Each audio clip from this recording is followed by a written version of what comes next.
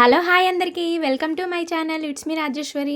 ఈరోజైతే గుత్తొంకాయ ఎలా మనం ప్రిపేర్ చేసుకోవాలో ఇప్పుడైతే వీడియోలో చూద్దాం. వీడియో మాత్రం స్కిప్ చేయకుండా నీట్గా మొత్తం పూర్తిగా చూసేయండి. ముందుగా ఒక గిన్నెలో వాటర్ తీసుకొని కల్లుప్పు వేసుకొని ఇట్లా వంకాయలను అయితే తీసుకోవాలి. వంకాయని ఇలా 4 మూలలు ఇలా కట్ చేసుకోవాలి. పురుగులు ఏమైనా ఉన్నాయేమని అలా చూసుకొని మనమైతే ఇందాక తీసుకున్న ఉప్పు నీళ్ళు ఉన్నాయి కదా, దాంట్లో వేసేసుకోవాలి. ఇలా వేసుకున్న తర్వాత అన్ని వంకాయలు అలానే నీట్గా 4 మూలల్లో కట్ చేసుకోవాలి. ఇలా కట్ చేసుకున్న తర్వాత ఈ వంకాయలని ఒకసారి ఉప్పు నీళ్ళలో బాగా కడుక్కోవాలి. ఇలా కడుక్కొని పక్కన పెట్టుకోవాలి. ఒక గిన్నెలో మనం చింతపండును ఒక 15 నిమిషాలు నానబెట్టుకొని ఉంచుకోవాలి. ఇక్కడ నేను వంకాయలోకి మసాలా పెడతాం కదా, సో దానికైతే జీలకర్ర, నువ్వులు, చెక్క, కొబ్బరి పొడి, ధనియాలు తీసుకున్నాను. మీకు ఇష్టం ఉంటే పల్లీలు వేసుకోవచ్చు, నేను ఇక్కడ స్కిప్ చేశాను. ఇప్పుడు వీటన్నిటిని పొయ్యి మీద ఒక ప్యాన్ పెట్టేసి నువ్వులు, జీలకర్ర, చెక్క, కొబ్బరి పొడి ఇవైతే వేసుకొని నేను బాగా వేయించుకుంటున్నాను. ధనియాలు లేనందుకు నేను ఇక్కడ ధనియాల పొడి తీసుకొని పక్కన పెట్టుకున్నాను. ఇవి గోల్డెన్ కలర్ వచ్చే వరకు ఇలా వేయించుకున్న తర్వాత ఇప్పుడైతే మనం ఇవి బాగా వేగాలి.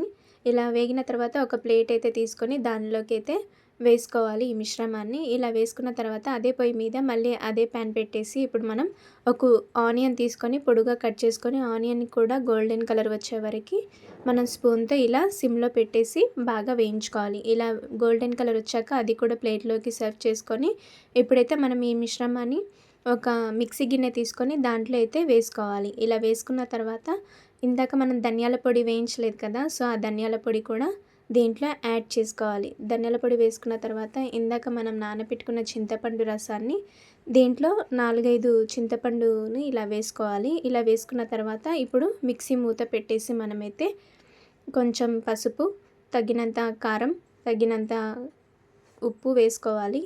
ఇలా అన్నీ వేసుకొని ఇప్పుడు మనం మూత పెట్టేసి ఈ మిశ్రమాన్ని మిక్సీ పట్టుకోవాలి. ఇలా మిక్సీ పట్టుకున్న తర్వాత మనకి మెదగదు కదా, సో అప్పుడు మళ్ళీ ఏం చేయాలంటే ఇందాక చింతపండు నీళ్ళు ఉన్నాయి కదా, అవి పోసుకొని ఇప్పుడు ఈ మిశ్రమాన్ని మళ్ళీ ఒకసారి మూత పెట్టేసి మళ్ళీ మిక్సీ పట్టుకోవాలి. ఇలా మిక్సీ పట్టిన తర్వాత మనకైతే పేస్ట్ అనేది ఇలా మసాలా మొత్తం ఇలా మెత్తగా వస్తుంది. సో ఇలా వచ్చినాక ఇప్పుడు మనం ఇందాక ఉప్పు నీళ్ళలో వంకాయలను పెట్టాం కదా, ఆ వంకాయలకైతే ఈ మసాలా మొత్తం పట్టివ్వాలి.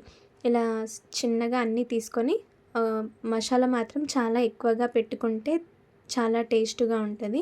ఇలా నిండుగా మొత్తం పూర్తిగా పెట్టేసుకోవాలి. ఇట్లా అన్ని వంకాయలకి ఇలా మసాలా పూర్తిగా పెట్టుకోవాలి. గ్రేవీ ఎక్కువగా మిగిలితే అంతే మిక్సీలో పక్కన పెట్టుకోవాలి. ఇలా అన్నీ పెట్టిన తర్వాత పొయ్యి మీద ఒక ప్యాన్ పెట్టేసి కొంచెం ఆయిల్ వేసుకోవాలి. తగినంత ఆయిల్ వేసుకున్న తర్వాత 2 పచ్చిమిర్చి వేసుకొని కొద్దిగా కరివేపాకు కూడా యాడ్ చేసుకొని ఇప్పుడు కొంచెం అల్లం వెల్లుల్లి పేస్ట్, కొంచెం పసుపు కూడా యాడ్ చేసుకోవాలి. ఇలా యాడ్ చేసుకున్న తర్వాత ఒకసారి బాగా కలుపుకోవాలి.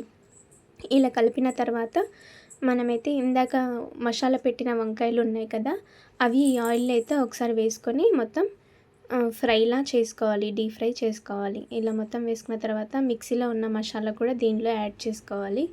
ఇలా యాడ్ చేసుకొని ఒకసారి బాగా కలుపుకొని వాటర్ పోసేసి మనమైతే ఒక 10 మినిట్స్, ఒక 15 మినిట్స్ అయితే మూత పెట్టేసి అంతే బాగా ఉడకనివ్వాలి వంకాయని. అలా 15 నిమిషాలు వదిలేసాక మూత తీస్తే మనకైతే వంకాయ ఇంకా కొంచెం ఉడికిందో లేదో చూసుకొని మళ్ళీ ఒకసారి కలుపుకొని ఆ వంకాయలన్నీ ఒకసారి మళ్ళీ అటు ఇటు తిప్పి మళ్ళీ మూత పెట్టేసి ఒక 15 మినిట్స్ అలా వదిలేయాలి. ఇలా వదిలేసిన వంకాయ తొందరగానే ఉడుకుతుంది. ఒక 10 మినిట్స్ తర్వాత మూత తీస్తే మనకైతే పైన అట్లా ఆయిల్ వచ్చింది అంటే కర్రీ అయినట్టు మనకి. సో ఇలా అయితే వంకాయలు బాగా ఉడికిన తర్వాత లాస్ట్లో మనమైతే కొద్దిగా కొత్తిమీర యాడ్ చేసేసి ఇప్పుడు వంకాయని ఒకసారి కలిపి ఒక 1 మినిట్ మూత పెట్టేసి పొయ్యి మీద అంతే ఒకసారి కలుపుకొని ఒక 1 మినిట్ మూత పెట్టేసి అంతే ఉంచేద్దాం. ఇప్పుడైతే వేడివేడిగా గుత్తొంకాయ అయితే రెడీ. సో వేడివేడి అన్నంలో చాలా బాగుంటుంది, పిల్లలు కూడా ఇష్టంతో తింటారు. ఇలా గిన్నెలోకి సర్వ్ చేసుకొని ఇప్పుడైతే వేడివేడి అన్నంలో ఒక ప్లేట్లో అన్నం పెట్టుకొని ఇప్పుడు గుత్తొంకాయ కర్రీ వేసుకొని తింటే చాలా బాగుంటుంది టేస్ట్. అందరూ ఒకసారి ట్రై చేయండి, చాలా సింపుల్ ప్రాసెస్లో ఉంటుంది. ఈ వీడియో నచ్చితే లైక్, షేర్, సబ్స్క్రైబ్ చేసుకోండి. చాలా బాగుంటుంది టేస్ట్.